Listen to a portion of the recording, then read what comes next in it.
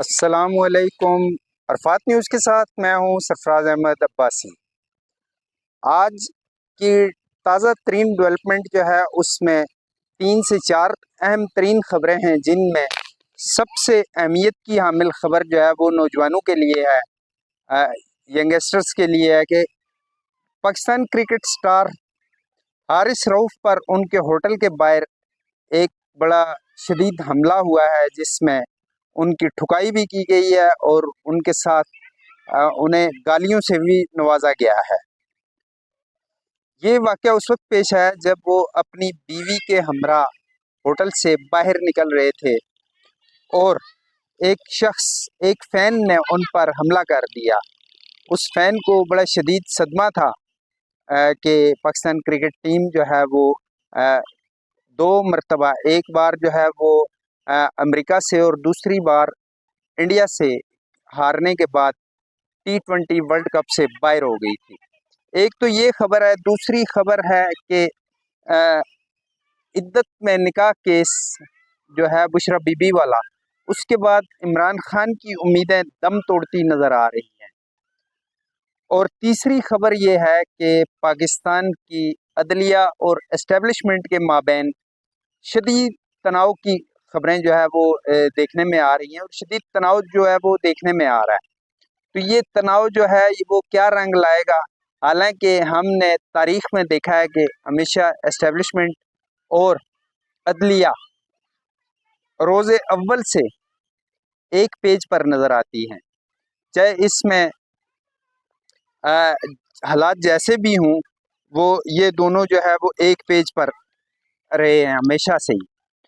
تو پہلے ہم سٹارٹ لیتے ہیں سب سے پہلے کہ حارث رؤف کے حوالے سے آپ کو خبر دے دی گئی ہے، اس کے بعد عدلیہ اور فوج کے مابین کیا معاملات چل رہے ہیں اور کیوں چل رہے ہیں۔ عدلیہ کے 6 ججوں نے پچھلے عرصے میں ایک خط لکھا تھا چیف جسٹس آف پاکستان کو کہ ان کے کام میں شدید مداخلت کی جا رہی ہے۔ تو اس مداخلت کے پیچھے کیا تھا اور کیا کہانی تھی، وہ آپ سب جانتے ہیں کہ یہ کس لیے کیا جا رہا تھا، اس کے پیچھے کون تھا،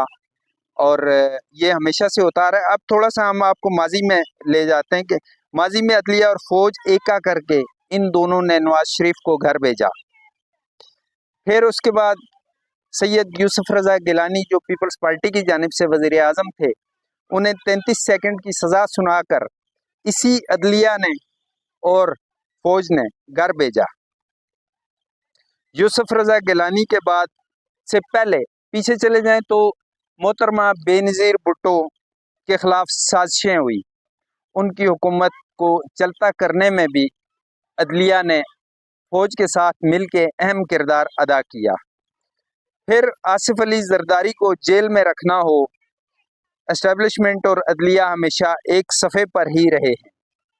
آپ کو یاد ہوگا کہ سابق صدر پرویز مشرف نے سپریم کورٹ کے چیف جسٹس، اس وقت کے چیف جسٹس افتخار محمد چودھری کو زبردستی گھر بھیجنے کی کوشش کی، تو ملک کے طول و عرض میں ایک طوفان برپا ہوا۔ وہ تحریک بھی عدلیہ بالی کی تحریک نہیں تھی، اس تحریک کے پیچھے بھی جنرل کیانی تھے۔ وہ چور کو کہتے تھے کہ گھر خالی ہے اور گھر کے مالک کو کہتے تھے کہ چور آ رہے ہیں، خبردار رہنا۔ اس وقت کیانی مشرف کو کہتا تھا کہ افتخار چودھری آپ کو گھر بھیجنا چاہتا ہے اور ہم آپ کے ساتھ ہیں، آپ ڈٹ جائیں۔ آپ اور افتخار چودھری کے پاس تو بالکل سرے سے اخلاقی جرات ہی نہ تھی۔ اس وقت بھی جوڈیشری اور جرنیل آپس میں ملے ہوئے تھے۔ اب صورتحال مختلف ہے۔ اب بہت سارے ججوں نے چیف جسٹس آف پاکستان کو ایک خط لکھا ہے اور کہا ہے کہ فوج ہمارے کام میں مداخلت کر رہی ہے اور مخصوص مقدمات میں ہم پر دباؤ ڈال رہی ہے، اور عمران خان کہتے ہیں کہ پی ٹی آئی کے ججوں پر دباؤ ڈالا جا رہا ہے۔ تو یہ ساری صورتحال جو ہے وہ آپ نے دیکھی کہ یہ اہم ترین خبریں تھیں جو آپ کے گوشے گزار کرنی تھی۔ اس کے ساتھ ساتھ ہم آپ کو یہ بھی بتاتے چلیں کہ عمران خان کی جو امیدیں تھیں کہ وہ عید کے فوراً بعد ایک تحریک شروع کرنے جا رہے ہیں اور اس تحریک میں انہیں خاصی کامیابی ملے گی، تو وہ جو ان کے خیالات تھے یا ان کی جو تحریک تھی وہ ہمیں دم توڑتی ہوئی نظر آتی ہے، اور حکومت اس میں بھرپور طریقے سے کامیاب ہو جائے گی۔ چونکہ پاکستان پیپلز پارٹی اور مسلم لیگ نون گو کہ اس وقت ایک پیج پر نہیں ہے، یہ ماننے کی بات ہے، میں مانتا ہوں، اس بات کو تسلیم کرتا ہوں کہ دونوں ایک پیج پر نہیں ہے، لیکن جہاں تک بجٹ کا تعلق ہے تو بجٹ سے جو ہے وہ پورے ملک کا نظام اور دار و مدار اسی بجٹ کے اوپر ہے، تو بجٹ کے لیے پیپلز پارٹی قطعی طور پہ حکومت سے الگ نہیں ہوگی، تھوڑی بہت آپس میں گپ شپ ہوگی، تھوڑے تلخ جملوں کا تبادلہ ہوگا، بہت ساری باتیں ہوں گی، اور اس کے بعد بجٹ جو ہے وہ 30 جون سے پہلے پہلے یا رواں ماہ کی کسی بھی تاریخ کو بجٹ پاس ہو جائے گا، کیونکہ اس بجٹ کے پاس نہ ہونے سے بہت بڑے مسائل جو ہے وہ کھڑے ہو جائیں گے۔ تو یہ آپ کو بتاتے چلیں بریکنگ نیوز کے پیپلز پارٹی جو ہے وہ حکومت کو سپورٹ کرتے ہوئے اس وقت بھاؤ تاؤ میں لگی ہوئی ہے، اور بجٹ جو ہے وہ پاس ہو جائے گا۔ تو یہ اہم ترین خبروں کے ساتھ ساتھ آگے ہم چلتے ہیں کہ مستقبل کا منظرنامہ کیا ہوگا۔ ایک جانب جو ہے وہ عمران خان جو ہے وہ کہہ رہے ہیں جی کہ ہم عید کے فوراً بعد ہم یہ کر دیں گے، وہ کر دیں گے، یہاں سے تحریک شروع ہوگی، وہاں سے یوں ہوگا، وہاں سے یوں ہوگا، لیکن حقیقت آپ کو بتاؤں نا کہ کل ایک دو روز قبل ایک ڈیولپمنٹ ہوئی ہے جو آپ کے ساتھ شیئر کرنا اس کا انتہائی ضروری ہے۔ وہ ڈیولپمنٹ کیا تھی کہ ماضی کے عمران خان کے حکومت کے اتحادی ایک راولپنڈی سے ہیں، ایک جنہیں بہت سارے لوگ مختلف ناموں سے جانتے ہیں، شیخ رشید صاحب ہیں۔ تو شیخ رشید صاحب کا یہ ہے کہ وہ کبھی کسی کے دوست نہیں رہے، تو وہ عمران خان کے ساتھ وہ جی ہمارا تو جینا مرنا عمران خان کے ساتھ ہے، یہ ہے وہ ہے فلاں ہے، وہ آج کل جو ہے وہ کہہ رہے ہیں کہ جی میں تو اگست کے بعد جو ہے اگست تک تو میں بالکل خاموش ہوں، اگست تک میں کوئی تحریک نہیں دیکھ رہا، کوئی کسی جانب سے کوئی جو ہے نا گڑبڑ نہیں دیکھ رہا، تو اگست تک تو ملک میں امن و امان ہے۔ تو اس کا مطلب یہ ہوا کہ اگست تک اگر امن ہے تو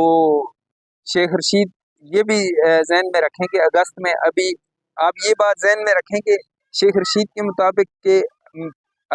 مڈ اگست تک جو ہے تقریباً 2.5 مہینے ابھی باقی ہیں، تو 2.5 مہینے تک تو ویسے بھی کوئی ایسا واقعہ نہیں ہوگا یا عمران خان کی جانب سے یا کسی بھی طرف سے کوئی تحریک نہیں اٹھے گی، اور اگر تحریک اٹھتی بھی ہے تو اس تحریک کو